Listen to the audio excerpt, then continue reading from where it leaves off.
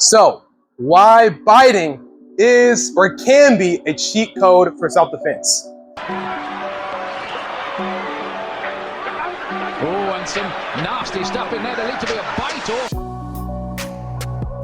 Look, if he gets me in the headlock, right? Boom, these are my teeth right here. You see?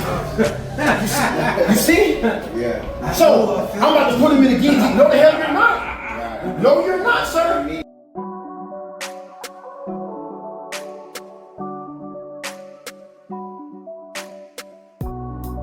In this video, I'm going to talk about why to bite, how to bite, and ultimately why, if you know how to bite correctly, it can really save your life. It's very important stuff. So a lot of guys say, well, biting doesn't work. It wouldn't work against a trained opponent. But the real truth of the matter is that it does work if you know how to do it correctly and you know when to do it, right? So first, why bite? Why will we even do this in real life? The reason we do this is because if you're fighting a bigger, stronger aggressor, you need to find leverage. That's a big thing in martial arts. When you study jiu-jitsu, Brazilian jiu-jitsu, judo, you learn about leverage. And leverage doesn't just apply to grappling, but it's really a concept of, trying to find things that can equalize the height and weight difference. So biting is a way to do that if you know what you're doing. The easy way to show and demonstrate this is that, let's say I was doing like a rear naked choke. Let's say, I got my boy Jacoby right here. Let's say if I was doing like a rear naked choke. I'm doing it here, I'm choking. But this guy's a big, strong guy, a big 250 strong bodybuilder. Yes, I could go for the choke and squeeze, right? But what if his chin is tucked? What if his defend the choke? But he's been it, now I can't get it, right? But from here, what I can do, I can come here and bite and tear the ear. From here, I can bite and tear the ear off. This would work very well against a bigger, stronger guy where I can't get the choke. And that all I'm doing from here, from this lockup position, and we can be on the ground, doesn't matter, we can be on the ground or standing. Here I have his neck and head locked, so that when I bite here, he can't get away. And that he's gonna cause instant pain here, and I'm biting the tail. When I'm biting the ear, I can bite and tear. That whenever you wanna bite, if you're gonna do this, you're not just chomping down on like this, you're biting, pinching, and tearing because that's gonna cause the most pain. The reason bites and eye gouges, they work because you are trying to shock the nervous system. That in reality, when a bite is done correctly, suddenly, when they're not expecting it, the reaction you're gonna get is not I'm gonna keep hurting you. The reaction is it's instant pain that overrides the nervous system, overrides the body. That's the point.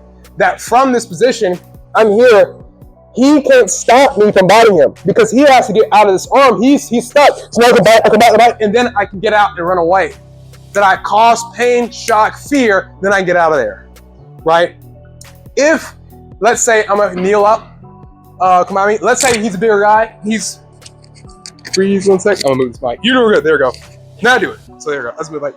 So just loosen up a little bit, perfect. Let's say now if he's a bigger guy behind me, and I'm here, and I can catch the choke him first, I can come here, and now I can bite and tear in his arm to cause pain for him to loosen up a little bit. Bam, to now get out of the choke and defend it. That's the idea. It's not going to always just save you, but it's supposed to buy time and buy leverage to get out. That when I do this again, that of course, this to work, I have to know how to defend the choke. I have to tuck my chin, bend it here. Now from this position, when I'm biting and tearing, this is going to loosen up his grip.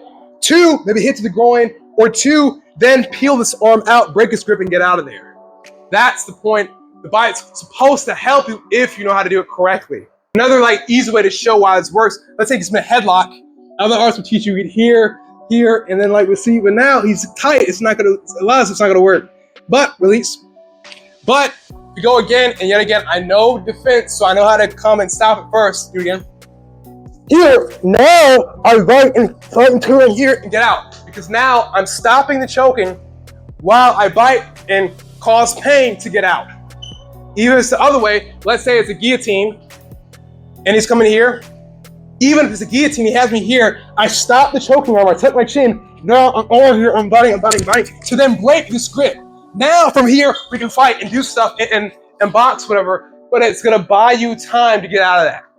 that the whole point of biting correctly, yet again, I'm not just biting, but I'm biting, I'm clinching, and I'm trying to tear. I'm trying to tear the skin, tear the meat to cause the most pain.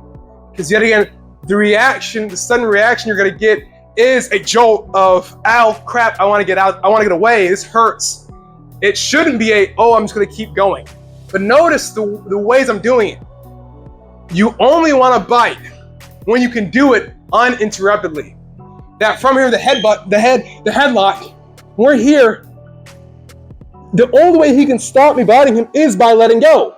That's only because from here, I'm breaking the grip to where he can't fully choke me. But when I'm biting, he's gonna have to let go, like a little bit. Now I can get out the way before he tries to keep punching me. Same thing behind me, I can bite the arm to loosen the grip, to break, and then to get out, to keep fighting, or to run away. That is the point. It should buy you time, buy you leverage to get that element of surprise to get him off of you. Then notice yet again, when I'm behind him, if I even do it here or any position, that I've locked him down to where he can't just run away, because I don't want to just bite him here because he can get out the way, he can elbow him in the face. I want to get him in a spot where he can't run, where he's defending one thing, and now I'm here and biting, and it's going to be pain, shock, terror, to then get out the way and run. Or to push him off and do something else. That's the whole goal. It should shock the person, and if done correctly, his first reaction shouldn't be to hit, it should be to, ow, this hurts, I'm trying to get out the way. What was that? That should be the reaction you should get if you do it correctly. Let's say now you're in the guard, right here, and he's trying to hit you, trying to fight you, right? The first thing when you learn grappling, that if you're in this position, and I have my guard, I need to break his posture, or else he's gonna keep hitting me. So when he's going to do that, I can just take his wrist, pull down now here. I'm bringing up my knees to make him go this way. Now I can body lock, and I'm here, and I'm biting now. I'm biting. Now, Jacoby, try to get out of this. He can't even get out. He can't even stop me from biting him. Now, come back in, bam. Now, this lockup is going to cause him an intense pain. I'm biting and tearing, and he can't even stop me. Then from that, of him squirm a little bit, like it hurts, bam. Now, I can push him off and get out and run. That's going to stall him. He's not going to be thinking of, oh, he's going to beat me up. He's trying to get out. It hurts, right? Another way, come back in. Let's say if I'm good, and I get like a triangle choke from bottom, like an arm triangle. So let's say I can get here, bam, bam, and I get an arm triangle from here. From the setup, it's very hard to finish the arm triangle from on bottom. But from here, I could sweep him. I could sweep, yes, but we're not gonna do that right now. From here, I saw the lockup.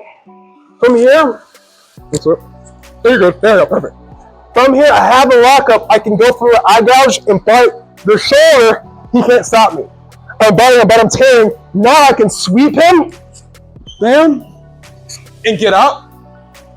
Or once I get up, I can run away, or I can keep fighting. The same thing works if I have mount. So come back and then turn around the other way. Perfect. Sweep this person on. There we go. So the same triangle choke works, I'm up here. Let's say I get it and I come down here and I have it all pretty, and I'm here, and bam, bam. From here, I can still eye rake, eye gouge, and bite in the shoulder, and he can't do anything to stop me. This is how biting actually works. I want to do it where he can't stop me from doing it. He can't run away. He can't do anything. So all he's going to do is start screaming, and now I can disengage and run, or from here, I can transition to like a knee on belly and start punching and attacking to then get out the way. But you see, this done correctly is a game changer, especially when the guy is bigger and stronger. That's the whole point of all this. So now let's say he tries to punch and I get him at a triangle. So bam, I'm here. I have him locked up again. He can't run away. He can't run. Now I could bite here for the choke, for the arm bar. You can see I can bite to bring this over. I can eye gouge if I wanted to, because I have him locked up to where he can't really do anything. And his arm is stuck back here, his arm's stuck over here. So it's not gonna help him much. When I go for his eyes, I come here, I bite, bam. Now from here, I could bite the fingers too if I needed to. All this stuff is to create shock and terror and pain in the person so he's not thinking, because When this is done correctly, the reaction you're gonna get is instant fear, terror, and the guy's just trying to get out the way. He doesn't want any part of it, because when you do it correctly, you want the pain to override his whole nervous system. You don't want him to try to defend it. You want his reaction to be, I want to get out the way, I want to run, I want to go, I need to get out of here. That is what I've seen. When biting is done correctly, that's the response you're gonna get.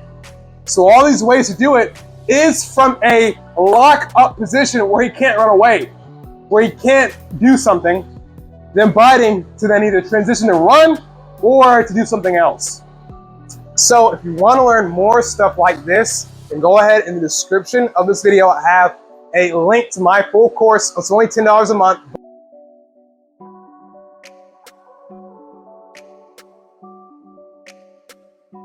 But you're going to learn hundreds of techniques like this that are tried and tested against bigger, stronger opponents that work.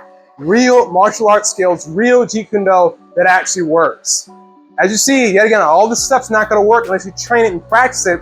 But the whole idea of biting only works when you can bite uninterruptedly.